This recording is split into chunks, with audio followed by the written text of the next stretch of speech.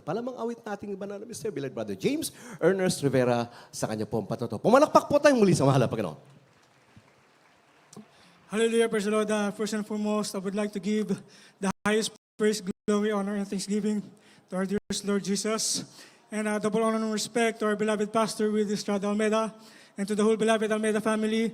And we will always treasure the blessed memories and teachings of our beloved assistant pastor, Lina C. Almeida, to all the pastoral workers here in the main church, beloved choir members, instrumentalists, to all live webcast viewers here and abroad. Blessed afternoon po sa inyo lahat. Hallelujah, praise the Lord. Lubos-lubos po nagpapasalamat sa ating pinakamamahal na Jesus na ako po inapadako dito po sa dako po ng main church upang makapagbahagi po ng patotoo. Hallelujah, hallelujah, praise the Lord. Simulan ko po mga minamahal, nung kami po nasave po ang aking beloved father and mother po dito sa gawain na itong mga minamahal. Ang aking pong beloved father, dati po may bukol po dito sa may kanyang leg po, para pong hugis kamatis, mga minamahal. Ngunit, naging ano po siya, parang naging pagsubok po sa kanya bilang isang nagtatrabaho po sa isang opisina. Sabi daw po sa kanya ng mga kanyang kapwa ka-opisina na ipa-opera daw sapagkat baka daw cancer o kaya cyst, mga minamahal. Ngunit, mga minamahal, siya po nag-ayuno, gaya po ng ang payo po sa kanya ng beloved pastor na mag-ayuno po dahil nga po may bukol po siya sa leeg. Dahil po siya may trabaho, sabi po sa kanya magtumis-tumis lang po, mga minamahal. Ngunit isang araw, mga minamahal, sa simula ng ating pinakamamahal na Panginoon Jesus, yung bukol po, bigla na lang po pumutok habang siya itutulog, mga minamahal. Pagising niya po, mga minamahal, dumadaloy po yung dugo at saka nana sa kanyang katawan. Ngunit yung makikita niyo po kanyang leg, wala pong marka ng peklat, mga minamahal. Ganyan po magpagaling ang ating pinakamamahal na Panginoon Jesus. At sama ko lang po, mga minamahal, nung kami po naninirahan pa po sa may batasan po sa may Fairview, mga minamahal.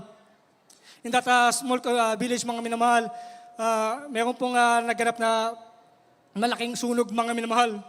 Ito po, mga minamahal, napakahimalang gawa po ng ating pinakamamahal na Panginoon Jesus, sapagkat marami pong saksi sa himala na ito na ginawa nating pinakamamahal na Panginoon Jesus. Sapagkat nung nagkaroon po ng sunog sa lugar na yun, mga minamahal, yung aking beloved mother, mga minamahal, tumawag po sa aking beloved father na sabi niya nga po, yung lugar namin ay nasusunog, mga minamahal. Ang sabi po ng aking beloved father, sapagkat nasa trabaho po siya, anong gagawin ko kung uuwi ako dyan? Wala akong magagawa sapagkat apoy yan. Ang gawin mo, lumuhod ka dyan, manalangin, magsumamo sa ating pinakamamahal na Panginoon Jesus. Ganun din ang gagawin ko dito sa opisina. Luluhod ako at mananalangin sa ating pinakamamahal na Panginoon Jesus. Alam niyo po, mga minamahal, pag-uwi po ng aking beloved father, sinalubong po siya ng aming mga kapitbahay ng mga barangay officials po sa lugar na yun, mga minamahal. Ang sabi po sa kanya, ang lakas niyo sa inyong Diyos. Bakit po, mga minamahal? Yung aming nag-isang bahay, mga minamahal, yun yung po nag-isang bahay na nakatayo sa nasusunog na lugar na yun, mga minamahal. Lahat po ng bahay doon, flatten, mga minamahal, dahil sa sunog. Yung bahay lang po namin ang natitirang nakatayo, mga minamahal. Gabi po, mga minamahal, madami pong saksi dyan, mga minamahal. Kaya di mo may tatanggi na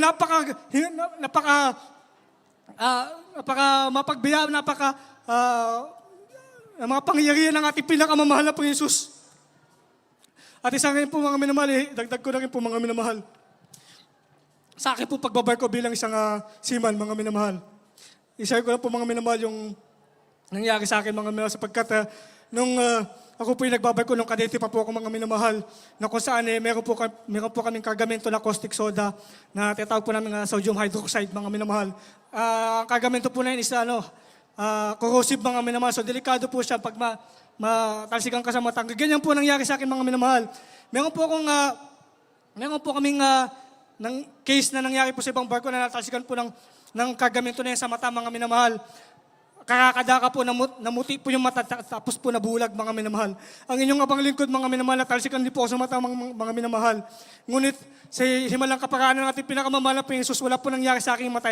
Sa aking mata. Although namaga po siya, mga minamahal, pero paglipas po ng ilang araw, mga minamahal, wala na po, gumaling po ng tuluyan. Wala pong komplikasyon ng aking mga mata, mga minamahal. Kaya gabi po talaga magpagaling ang ating pinakamamahal na Panginoon Jesus. Wala po akong ininom na gamit ng mga minamahal.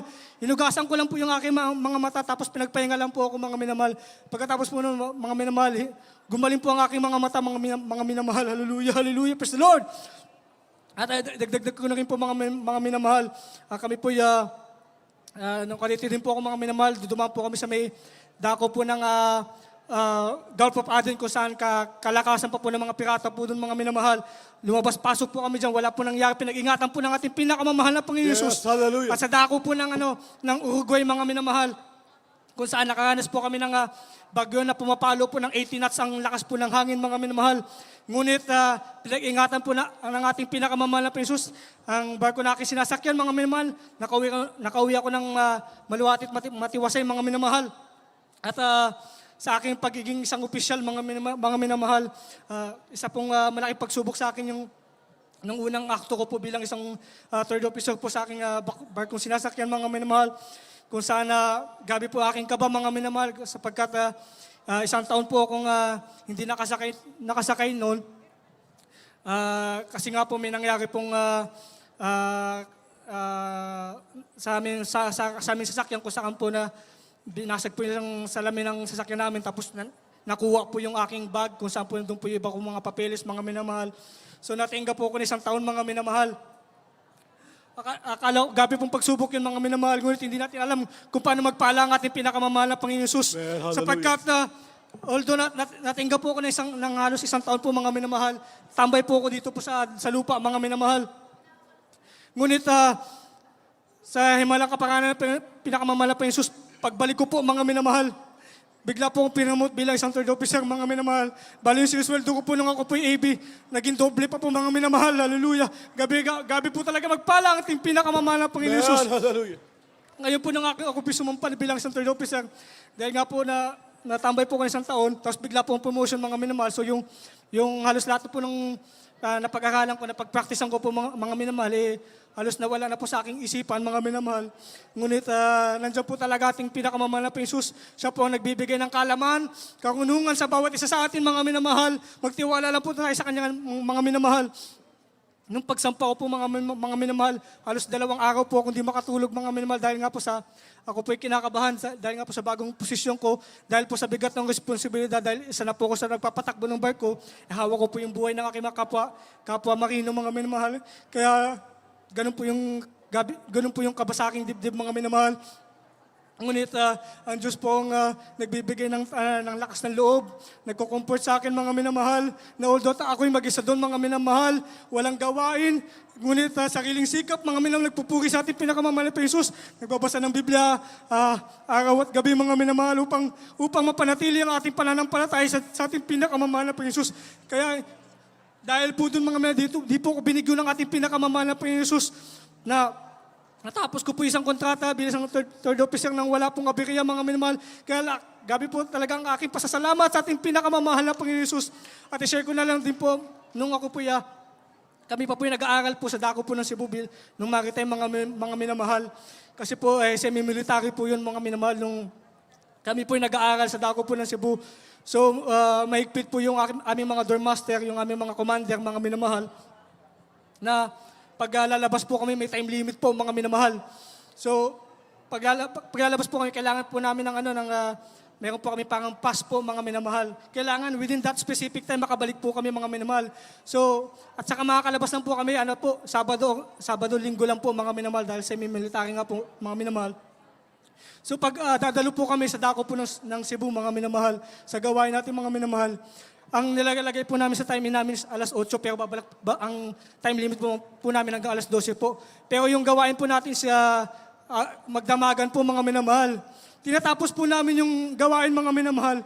Pagbalik po namin, mga minamahal, although lang pas po kami sa time limit, wala pong sumisita sa amin, mga minamahal. Ni isang beses hindi po kami naparusahan dahil kami po lumampas sa aming time limit. Dahil po sa aming pagdalo sa ating gawain, mga minamahal. Kaya ganyan po talaga gumawa ng himala ng ating pinakamamahal na Panginoon Jesus. Kaya ako po nagpapasalamat sa lahat po ng pagpapala, physical, material, higit sa lahat sa spiritual. Kaya ang lahat po ng pagpapala, pagdakila, pagsamba, ay tanging sa ating pinakamamahal na Panginoon Jesus po lamang. Hallelujah, praise the Lord. Amen. Praise the Lord. Glory to God. God bless you.